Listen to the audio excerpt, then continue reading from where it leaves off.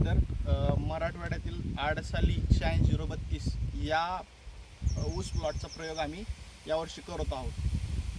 सरीचं अंतर आहे 5 फूट, 5 बाय 1.5 अशी एक डोळा कांडी लागवड केलेली आहे।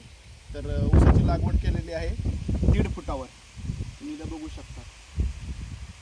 आज 1 जुलैला ऊस लावलेला आहे, आज 25 जुलै आहे। तर 1 महिन्यात अशी कंडिशन झालेली ऊसाची। आणि 5 जूनला गोबीची लागवड केली, फुलगोबी, ऊस प्लस गोबी असं आंतरपीक यावर्षी करायचं ठरवलं होतं। तर आपण बघू शकता फुलगोबी पण आता अशा प्रकारे तयार झालेली आहे आणि 15 ते 20 दिवसात ही फुलगोबी पूर्ण निघणार आहे। तर ह्या गोबीमुळं काय झालेलं आहे की थोडं पाणी जास्त देण्यात आलं, त्यामुळे थोडासा कोंब पिवळसर दिसतोय।